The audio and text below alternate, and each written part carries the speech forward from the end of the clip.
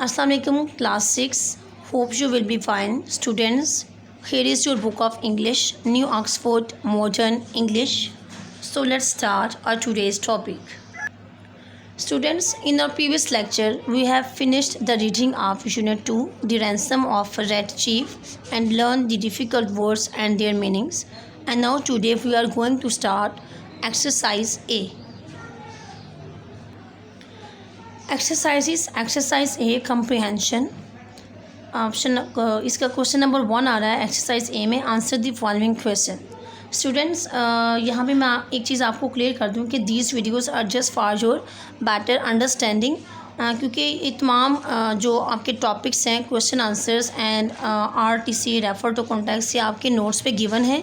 यहाँ पे मैं आपके तमाम क्वेश्चन आंसर्स को रीड आउट करूँगी, RTC के भी जो क्वेश्चन आंसर्स हैं उन्हें भी रीड आउट करूँगी for your better understanding. Okay students, लेकिन आप लोगों ने अपनी जो यहाँ पे क्वेश्चन आंसर्स इसके बहुत ज़्यादा हैं, मैं आपको यहाँ पे समझाऊंगी सारे।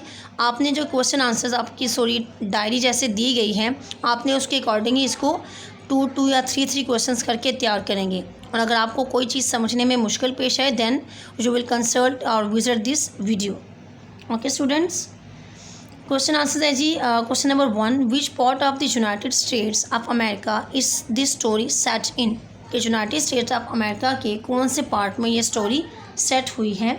The story is set in the state of Alabama in the south of United States of America. United States of America के साउथ में एक स्टेट है अल्बामा, जहाँ पे ये हमारी स्टोरी सेट हुई है। Question number B, why did the 2 men decide to kidnap someone. दो आदमियों ने किसी को किडनैप करने का फ़ैसला क्यों किया। They wanted to buy a land. Students, on your note this word is loan, but it is not loan, it is a land. They wanted to buy a land, LAND land, in western Illinois, and they had just $600। उनके पास सिर्फ $600 थे। They needed $2000 more and decided to kidnap someone for ransom. उन्हें $2000 मोर चाहिए थे, सो उन्होंने decide किया कि वो किसी को अगवा करेंगे ताकि तावान के तौर पे उससे रकम वसूल करें और अपनी जगह ख़रीद सकें। क्वेश्चन नंबर सी है जी, what is the first sign we have in the story that the kidnappers have picked a difficult victim. कि हमें फ़र्स्ट साइन कौन सा नज़र आता है जिससे हमें ये पता चलता है कि हमारे जो किडनैपर्स थे उन्होंने एक डिफ़िकल्ट विक्टिम, एक डिफ़िकल्ट शिकार को पकड़ लिया है। The first sign that the kidnappers have picked a difficult victim is that when he throws a rock at Bill's head। कि मीन कि जब वो उस बच्चे को अगवा करने के लिए जाते हैं तो वो बच्चा शुरू में ही क्या करता है, बिल के सर पे एक छोटा सा चट्टान का टुकड़ा दे मारता है। इससे हमें पता चलता है कि वो बच्चा उनके लिए एक मुश्किल साबित होगा या मुश्किल टास्क साबित होगा। क्वेश्चन नंबर डी है जी, what do we learn about Ebenezer Dorset. हम एबेनेज़र डोरेस्ट के बारे में क्या जानते हैं। Ebenezer Dorset is a clever man, he knows his child well and he knows that the kidnappers have made a mistake by kidnapping him. वो अपने बेटे को बहुत अच्छी तरह से जानता है और वो इस चीज़ का अंदाज़ा उसे हो गया है कि किडनैपर्स ने बाय मिस्टेक उससे किडनैप कर लिया है। So instead of giving them ransom he charge them $250 to take his son back. वो उन्हें चार्ज करता है कि उसे $250 देंगे तो अपने बेटे को वापस लेगा। क्वेश्चन नंबर ई है जी, what other crimes have Sam and Bill committed. Sam और बिल ने इस जुर्म के अलावा और कौन से जुर्म का इतराफ़ किया है।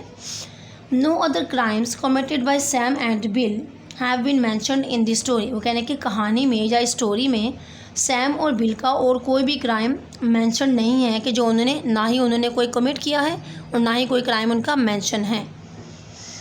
क्वेश्चन नंबर एफ है जी, what do we learn about Johnny Dorset. कि हम जॉनी डोरेस्ट के बारे में क्या जानते हैं, जो कि एबेनेज़र डोरेस्ट का बेटा है, वो लड़का जिसे इन्होंने किडनैप किया है।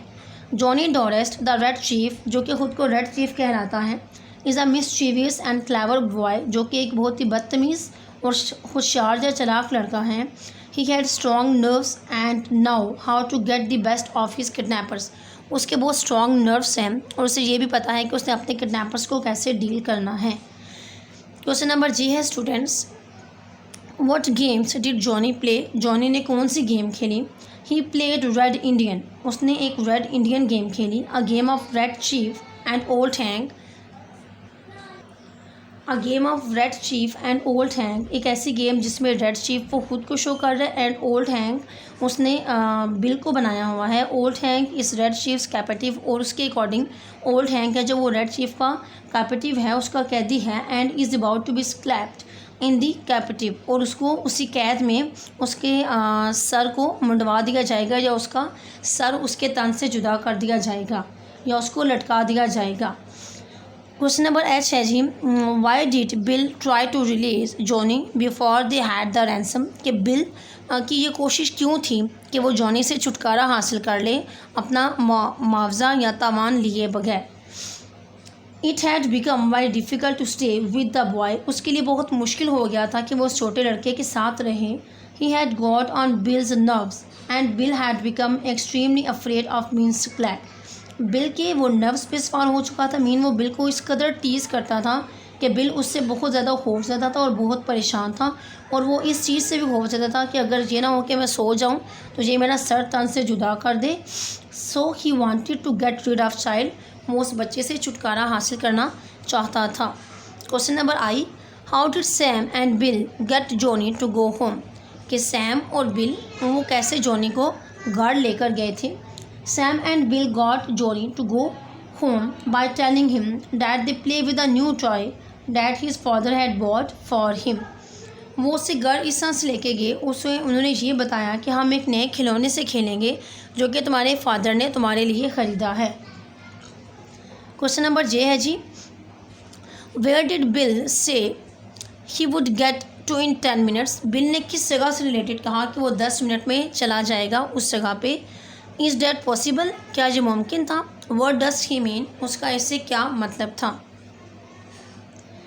Bill said that in 10 minutes he leaves US and B across the Canadian border, उसने उसके बाप से जब वो उस बच्चे को घर छोड़ने के लिए गई तो उसने मिस्टर एवेंजर डॉरस से पूछा कि आप कितनी देर तक अपने बच्चे को काबू कर सकते हैं, तो उसने बोला कि मैं सिर्फ 10 मिनट तक इसे पकड़ के रख सकता हूँ।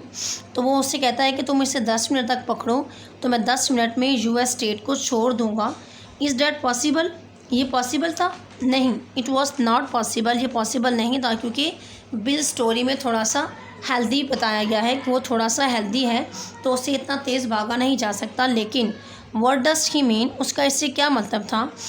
ही wanted to make old Doris realize, वो उस बूढ़े डोरस को रियलाइज़ करवाना चाहता था that he would make utmost haste to leave the place, कि वो तुम्हारे बेटे से इतना आजिज़ आ चुका है कि वो 10 मिनट में भी इस स्टेट को छोड़ने पे आमादा है।